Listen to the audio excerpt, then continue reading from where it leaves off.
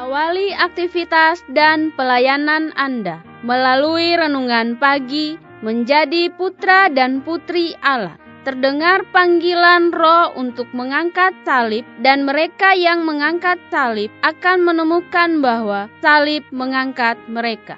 Dituliskan oleh Ellen G. White bersama Pendeta Denny Kanajo. Selamat mendengarkan. Salam, salam sejahtera untuk para pendengar dimanapun Anda berada saat ini.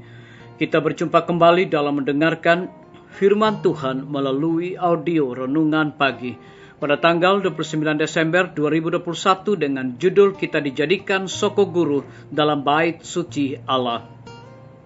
Sebelum kita melanjutkan bacaan renungan kita pada pagi hari ini, kembali saya mengajak semua para pendengar yang setia untuk berdoa bersama-sama. Bapa kami yang bersemayam di dalam takhta kerajaan sorga, terima kasih Tuhan Yesus, oleh karena kasih dan rahmat-Mu begitu besar bagi hidup dan kehidupan kami.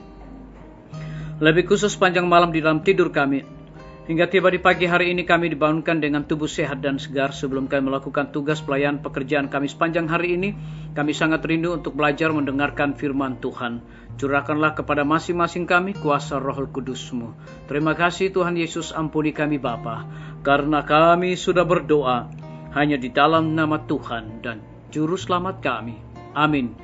Ayat inti kita terambil di dalam Wahyu 3 ayat yang ke-12, demikian firman Tuhan.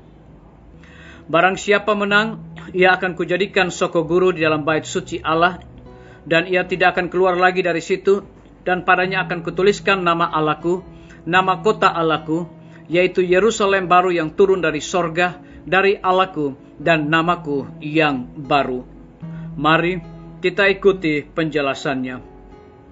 Satu-satunya harapan bagi siapa saja ada melalui Yesus Kristus. Jubah bersih dan suci tidaklah disediakan untuk dikenakan oleh siapa saja setelah ia masuk pintu gerbang kota itu.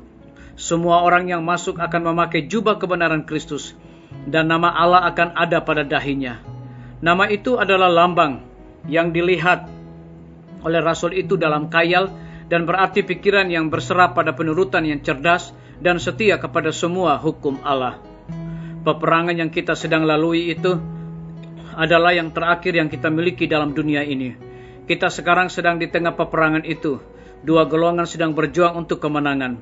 Di dalam peperangan ini, kita dapat bersikap netral. Kita harus berdiri apakah pada satu pihak atau di pihak yang lain. Jikalau kita mengambil posisi kita pada pihak Kristus, jika kita mengakui Dia di hadapan dunia, baik dalam perkataan maupun dalam pekerjaan, maka kita sedang membawa kesaksian hidup tentang kepada siapakah kita telah dipilih untuk berbakti dan menghormati.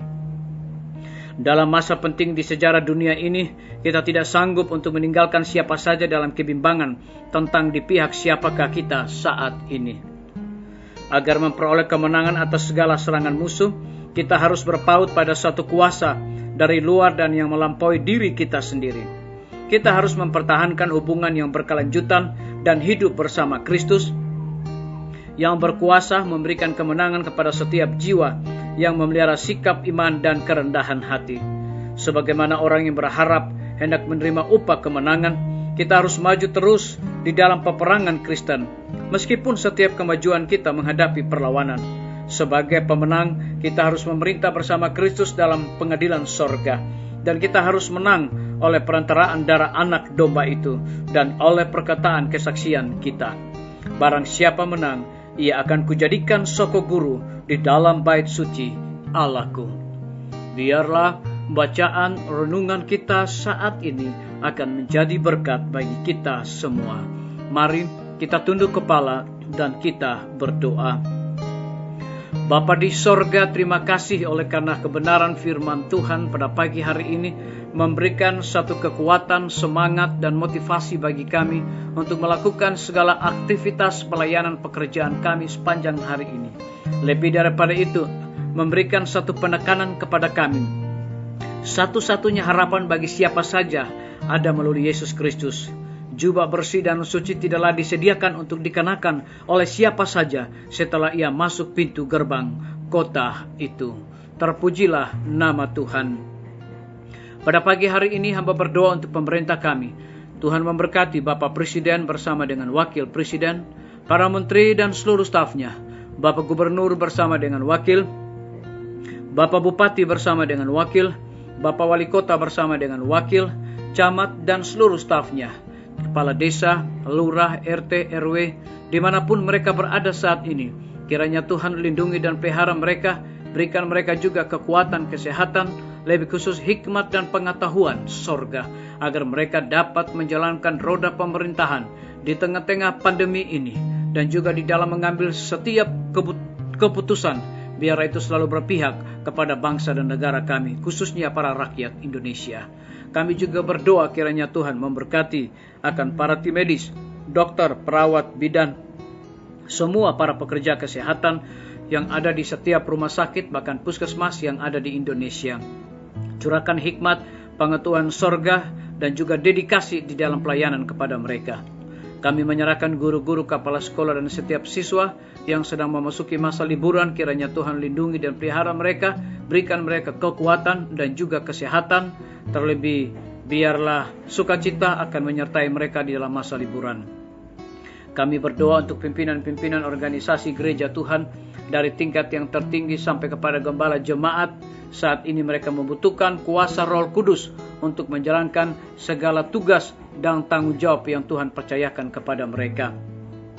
Kami menyerahkan TNI, Polri, PNS, wira swasta, petani, pedagang, nelayan, ojek online, dan saudara-saudara kami yang ada di dalam penjara. Tuhan lindungi, pelihara mereka, berikan mereka kekuatan, kesehatan, hikmat, dan pengetahuan sorga kepada masing-masing mereka. Kami berdoa untuk para pendengar yang setia yang berulang tahun saat ini, dengan bertambahnya usia yang Tuhan percayakan dalam hidup mereka. Mereka selalu bersyukur dan melayani Tuhan senantiasa. Yang berada di dalam kebimbangan dan ketidakpastian hidup, Tuhan berikan iman yang teguh untuk mereka terus berharap sungguh-sungguh hanya kepada Tuhan saja. Kami juga berdoa bagi para pendengar yang setia yang sedang sakit di rumah dan rumah sakit. Juga Tuhan jamah tubuh mereka yang lemah, agar mereka dapat memperoleh kesembuhan. Nama Tuhan dipermuliakan. Terima kasih Tuhan Yesus. Dengarlah doa kami Bapa, dan mau mengampuni segala dosa kami, karena kami sudah berdoa hanya di dalam nama Tuhan dan Juru Selamat kami. Amin. Sampai jumpa. Tuhan Yesus memberkati kita semua.